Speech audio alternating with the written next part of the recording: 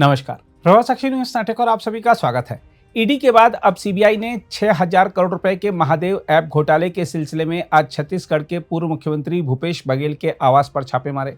अधिकारियों ने बताया है कि सीबीआई की टीमों ने रायपुर और भिलाई में भूपेश बघेल के आवास के साथ साथ कुछ वरिष्ठ पुलिस अधिकारी और पूर्व मुख्यमंत्री के एक करीबी सहयोगी के आवासीय परिसरों पर भी छापे मारे हैं। सीबीआई ने छत्तीसगढ़ पुलिस की आर्थिक अपराध शाखा से जांच का जिम्मा संभाला है। हम आपको बता दें कि इससे पहले छत्तीसगढ़ पुलिस की आर्थिक अपराध शाखा यानी ईओडब्ल्यू ने कांग्रेस नेता भूपेश बघेल, ऐप के प्रमोटरों रवि उप्पल, सौरभ चंद्राकर, शुभम सोनी और अनिल कुमार अग्रवाल और 14 अन्य को अपनी प्राथमिकी में नामजद किया था। हालांकि भूपेश बघेल ने ईओडब्ल्यू की प्राथमिकी को राजनीति से प्रेरित करार दिया था। हम आपको बता दें कि मामले की जांच कर रहे प्रवर्तन निदेशालय ने आरोप लगाया है कि जांच के दौरान छत्तीसगढ़ के कई शीर्ष राजनेताओं और नौकरशाहों की संलिप्तता का पता चला है। ईडी का दावा है कि यह ऐप एक व्यापक सिंडिकेट है जो अवैध सट्टेबाजी वेबसाइटों के लिए उपयोगकर्ताओं की आईडी बनाने और बेनामी बैंक खातों के माध्यम से धन शोधन के लिए ऑनलाइन प्लेटफॉर्मों की व्यवस्था करता है। ईडी ने पहले कहा था कि कथित घोटाले की अनुमानित राशि लगभग 6,000 करोड़ रुपए है। इस बीच भूपेश बघेल के कार्यालय ने कहा है कि यह कार्रवाई भूपेश बघेल के अगले महीने गुजरात में होने वाली एआईसीसी बैठक के लिए ड्राफ्टिंग कमेटी की बैठक में शामिल होने के लिए दिल्ली जाने से पहले की गई है। उनके कार्यालय ने एक्स पर लिखा है, अब सीबीआई आई है। आगामी 8 और 9 अप्रैल को अहमदाबाद गुजरात में होने वाली एआईसीसी की बैठक के लिए गठित ड्राफ्टिंग कमेटी की मीटिंग के लिए आज पूर्व मुख्यमंत्री भूपेश बघेल का दिल्ली जाने का कार्यक्रम है। वहीं प्रदेश कांग्रेस कमेटी के मीडिया विभाग के अध्यक्ष सुशील आनंद शुक्ला ने कहा है कि जब से भूपेश बघेल जी पंजाब के प्रभारी बने हैं, भारतीय जनता पार्टी डर गई है। पहले उनके घर पर ईडी भेजा गया, आज उनके निवास पर सीबीआई आई है। यह भारतीय जनता पार्टी का डर दिखाता है। भारतीय जनता पार्टी राजनीति के माध्यम से मुकाबला नहीं कर पाती है, तब केंद्रीय एजेंसी के माध्यम से डराने का काम करती है। इससे ना भूपेश बघेल जी और ना ही कांग्रेस पार्टी डरने वाली है। बीजेपी की इन दमनकारी नीतियों को प्रदेश और देश की जनता अच्छे से समझ रही है, ऐसा उन्होंने कहा। सूत्रों ने बताया है कि पार्टी के कुछ अन्य नेताओं और रायपुर तथा दुर्ग जिले के पुलिस अधिकारियों के परिसरों पर भी छापे मारे जा रहे हैं। बहरहाल आइए देखते हैं इस मुद्दे पर बीजेपी और कांग्रेस नेताओं की प्रतिक्रियाएं।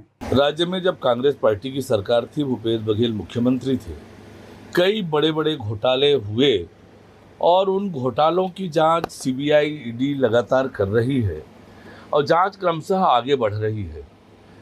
और जांच के क्रम में ही सीबीआई ने आज छत्तीसगढ़ में लगभग 50 अलग अलग स्थानों पर आज जांच के लिए छापामारी की है और उसमें कुछ आईपीएस अफसर हैं, कुछ अन्य अफसर हैं और कुछ राजनेता भी हैं। और इसलिए सीबीआई की ये जो कार्रवाई है, ये सामान्य जांच की प्रक्रिया के तहत किया गया है और ये जांच की कंटिन्यूअस प्रक्रिया का एक हिस्सा है। बोल रहे हैं कि गुजरात में इनको बनाया गया था सदस्य, उसके कारण देखिए, ये किसी एक व्यक्ति के घर जांच नहीं हो रही है।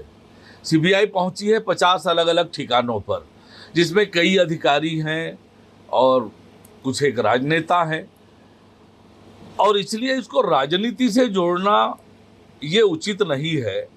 और कांग्रेस जब भी इस तरह की कोई कार्रवाई होती है, उसको राजनीति से ही जोड़ती है।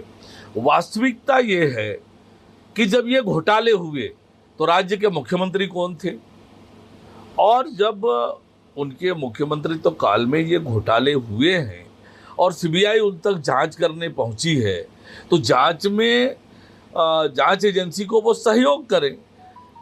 जांच एजेंसी जो उनसे पूछताछ कर रही है वो बताएं।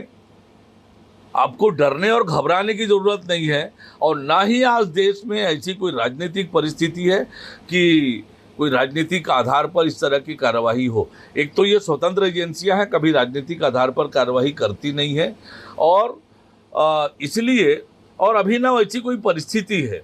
ये लगातार जांच जारी है, महीनों से जांच चल रही है और जांच की प्रक्रिया का हिस्सा है।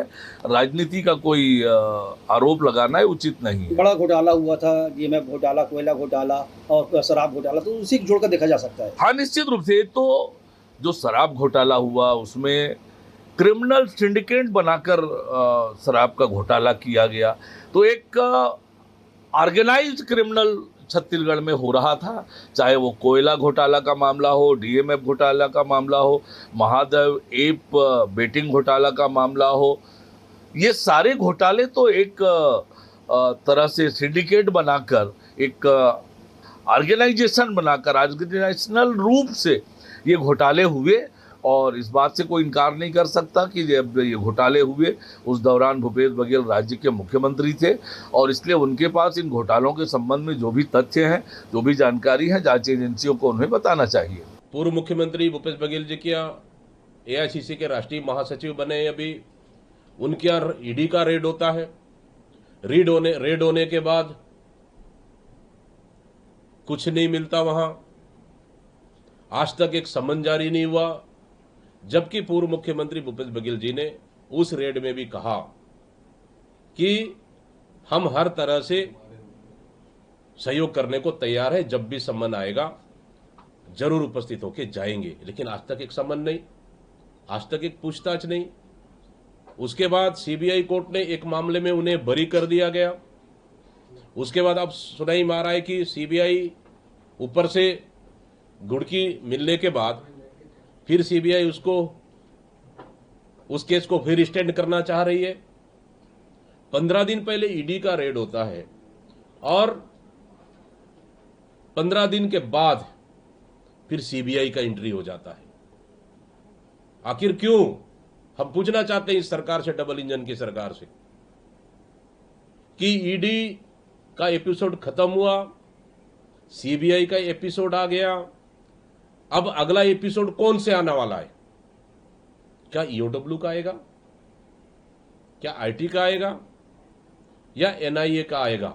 मैं पूछना चाहता हूं इस सरकार से, क्या छत्तीसगढ़ की राजनीति को बदनाम करने के हैसियत से राजनीति किया जा रहा है? क्या कांग्रेस को यहां कुचलने की हैसियत से राजनीति किया जा रहा है? आखिर किस मामले में रेड हुआ है, पहले ये तो बता दे।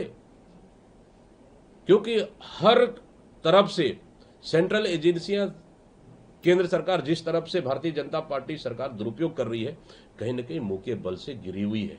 इसलिए बदले की भावना से इस तरह का रेड किया जा रहा है। इसके लिए कांग्रेस पार्टी विरोध करती है और निश्चित रूप से इस रेड के खिलाफ में कांग्रेस पार्टी मजबूती के साथ लड़ाई लड़ेगी और पूर्व मुख्यमंत्री भूपेश बघेल जी, देवेंद्र यादव जी के साथ पूरी तरह से कांग्रेस पार्टी खड़ी है।